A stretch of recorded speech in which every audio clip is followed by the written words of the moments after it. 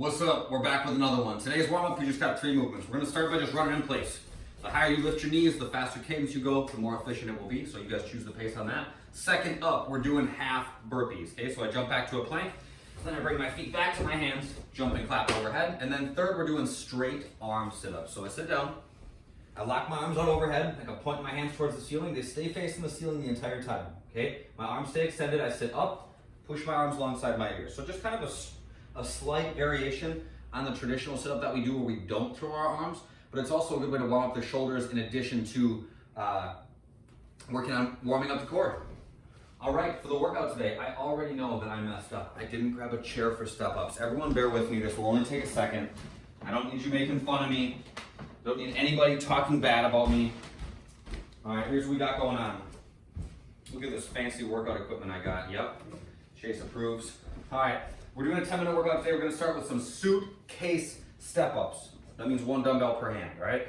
So I got these stupid things right here. I'm gonna step up onto the chair, and then with that same leg, I step back down. And I switch sides, step up with the left, and then step back down, okay? After that, I'm doing some lateral jumps over the dumbbell, or else double unders, okay? If you guys have access to not a wood floor and you can do some jumping, downstairs neighbors will thank you for that. And you have a jump rope, you can do double unders. If you don't, and if you're in my situation, you'll be doing some lateral jumps over dumbbells. So I'm just gonna jump over. That's 1, 2, 3, so on and so forth. The rep scheme today is an ascending ladder. So the suitcase step-ups continue to go up by sets of 4 each round, and the lateral jumps go up by 12 each round. So it's only 10 minutes, but you're gonna continue ascending. So you'll get through the first few rounds, not that big a deal, but then you get into some pretty sizable sets fairly quickly. So make sure that you're using a weight that allows you to keep moving. If you need to drop your weights to keep moving, do that. What I mean by drop is set them down. Don't put them through the wood floor in your house. Come on, people, be reasonable. But try to keep moving because it's kind of a short workout today. All right, body weight, very similar. The reps are, it's gonna be step-ups onto the chair and lateral jumps over a 6-inch target. The step-ups are gonna go up by sets of 6. Okay, so a little bit higher volume there. And then the lateral jump overs are gonna be the same increments of 12 as you go. Okay, that's that. The accessory work, we're also gonna use the chair for that. We're gonna grab a dumbbell, or if you don't have a dumbbell, grab the line detergent, gallon milk, something like that.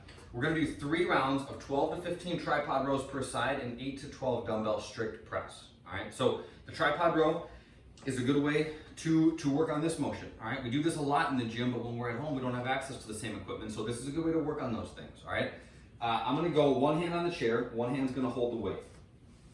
Now, even though I'm working on this motion, that's kind of the priority. If our spine's out of line, or if we're in a bad position, we're always kind of working against ourselves before we even start moving the weight. So always, always, always keep that in the front of your mind as priority number 1. So I brace my back at the top. My shoulders are back, my belly's tight. Now I'm gonna lean forward, put my hand on the chair. The dumbbell's gonna start at about mid-shin, okay? I'm just lifting the dumbbell up until it touches my ribs, and then I come back down. So a better angle on that is this, okay? I'm just pulling my arm straight back, okay?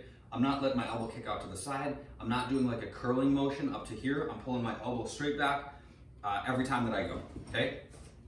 Uh-oh, got a little mountain climber going on here.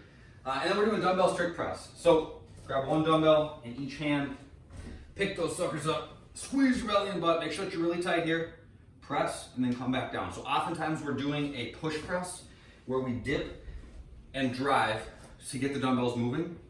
For the strict press, we don't do that. We don't get to use our legs on these. So it's a lot more core and upper body specific, but a good way to switch things up a little bit. There's a rep range on here. Okay, given the weight that you guys have, I want you to choose the most reps that you can do with good technique. So it says 12 to 15 tripod rows per side, and then 8 to 12 dumbbell strict press, okay? If with the weight you have, you can get through a set of 15 per side for the tripod rows each round, do that, okay? If you get to 12 and you're just like, oh man, you start to like do these like bro reps where your whole body's moving or something, or if you're doing the strict press and your hips start to push forward, do less, all right? But do the most that you can each round, keeping your technique impeccable throughout, okay?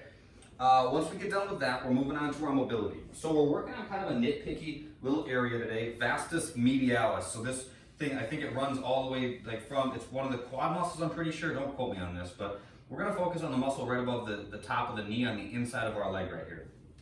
It's a muscle that we use all the time and gets really locked up. And I've actually had a couple people that are like, hey, my knees don't feel so hot lately, and I've recommended that they do this, and it helps to loosen up some of the muscles that affect the knee. So no, I'm no doctor, we all know this, but it's good. It's a good way to kind of work on some things that if you ever need to go to a doctor, you can be like, hey, I've already been rolling out these muscles. You've already been a little proactive. So we're working on this thing today.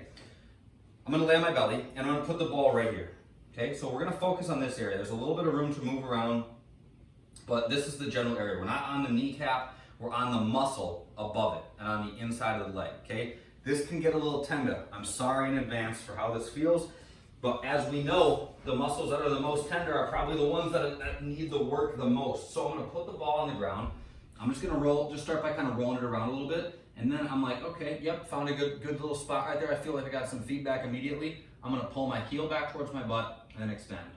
So as I go, I can roll my heel out, can roll my heel in, but we're just gonna spend 3 minutes per side doing this. You're just pulling your heel back towards your butt as you roll the ball around that kind of small little area.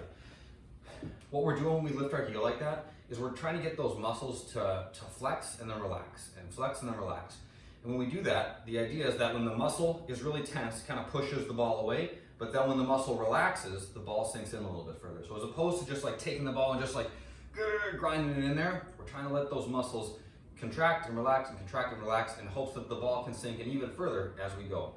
Which is also why we do this at the end of the workout, because you don't want to just like dig into these muscles super deep right before you ask them to do a whole bunch of work. So that's what we're doing today. 3 minutes per side, and sorry in advance if it feels a little not so fun as you're doing it, but it will be worth it once you're done. That's all I got for you guys today. Have a good day, and I will see you tomorrow. Bye-bye.